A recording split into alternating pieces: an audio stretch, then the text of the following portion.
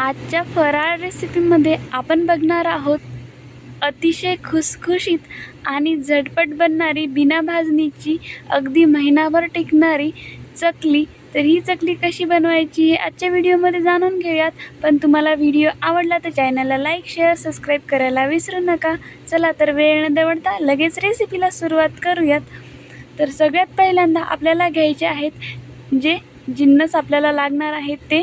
तर इथं मी घेणार आहे, चाळणीला चाळून घ्यायचं आहे आपल्याला 1 कप तांदळाचं पीठ, त्याचबरोबर 1 कप बेसन आणि 1 कप ज्वारीचं पीठ आणि 1 कप गव्हाचं पीठ। हे सगळे पीठ आपल्याला 1-1 कप अशा प्रमाणात घ्यायचे आहेत आणि याला व्यवस्थित चाळून घ्यायचं आहे, म्हणजे यामध्ये काही थोडंसं जाडसर काही असेल तर निघून जाईल। तर हे चाळून झालेले आहेत, तर याला आपण एका कपड्यामध्ये बांधून घ्यायचं आहे। तर इथे मी एका कॉटनचा रुमाल घेतलेला आहे, त्यामध्ये हे सगळं पीठ एक याचं उकड काढतात तसं बांधून घ्यायचं आहे। तर याला मी व्यवस्थित असं बांधून घेतलेलं आहे आणि नंतर एका कुकरच्या डब्यामध्ये अर्धा कप मुगाची डाळ व्यवस्थित धुवून घ्यायची आहे 1 ते 2 पाण्याने, आणि यामध्ये ही शिजेल इतपत पाणी घालून ठेवायचं आहे। या डाळीमध्ये मी जवळपास अर्धा ग्लास पाणी टाकलेलं आहे।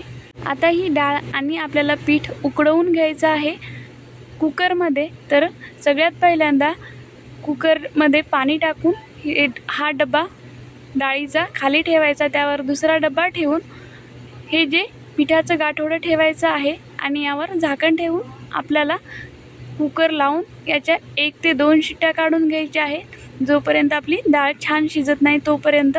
तर याला मी जवळपास 2 शिट्ट्या काढून घेणार आहे। तर 2 शिट्ट्या काढून घेतलेल्या आहेत। तर मी हे जे पीठ आहे हे कपड्यातून बाजूला काढलेलं आहे आणि तुम्ही बघू शकता व्यवस्थित हे उकडलेलं आहे किंवा वाफरलेलं आहे। त्याला आपण फोडून घेऊयात पळीच्या किंवा चमच्याच्या सहाय्याने, आणि ही डाळ ही व्यवस्थित शिजलेली आहे।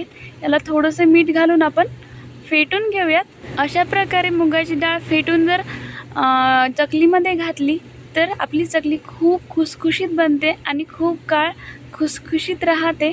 तर या पिठामध्ये आपल्याला घालायचं आहे 1 चमचा लाल तिखट, किंवा तुम्ही तुमच्या आवडीनुसार पण घेऊ शकता। त्याचबरोबर 1 चमचा हळद, अर्धा चमचा ओवा हातावर क्रश करून या पिठामध्ये टाकायचा आहे।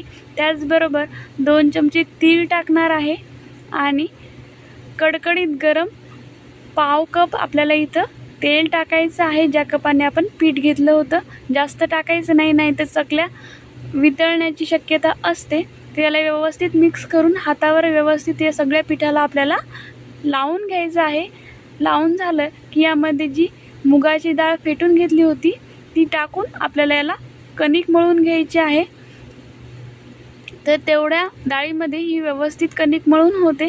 थोडंसं जर पाणी लागलं तर तुम्ही वापरू शकता, पण तेवढ्याच याच्यामध्ये व्यवस्थित मळून होते। त्याला मळून घेऊयात। अगदी 5 ते 6 मिनिटांमध्ये व्यवस्थित कणिक मळून होते। तुम्ही बघू शकता अशा प्रकारची कणिक मळून घ्यायची आहे। आणि नंतर चकलीच्या साच्याला छानपैकी तेल लावून घ्यायचं आहे आणि एक छान गोळा आपल्याला याचा करून घ्यायचा आहे पिठाचा किंवा या कणकेचा, आणि पाणी लावून याला आपल्याला साच्यामध्ये टाकायचं आहे। तर अशा प्रकारे आपल्याला हे साच्यामध्ये भरायचं आहे आणि वरून झाकण लावून ह्याच्या चकल्या पाडून घ्यायच्या आहेत। तुम्ही बघू शकता अगदी सहज या चकल्या पडतात, अजिबात तुटत नाहीत किंवा, आणि चकल्यांना काटे पण खूप छान पडतात।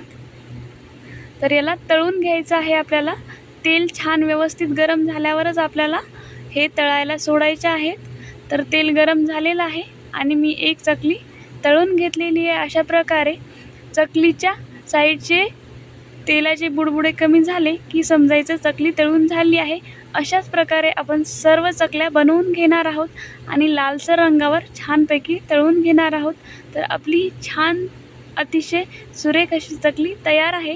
तर अशाच प्रकारे मी सर्व चकल्या बनवून घेतल्या आहेत। एक चकली तुम्हाला मी इथे तोडून पण दाखवली आहे, तर बघू शकता ही किती खुसखुशीत आणि सहज तुटत आहे, अजिबात वाकच नाही बनत आणि अशीच खुसखुशीत महिनाभर राहते आणि महिनाभर तुम्ही याला खाऊ शकता.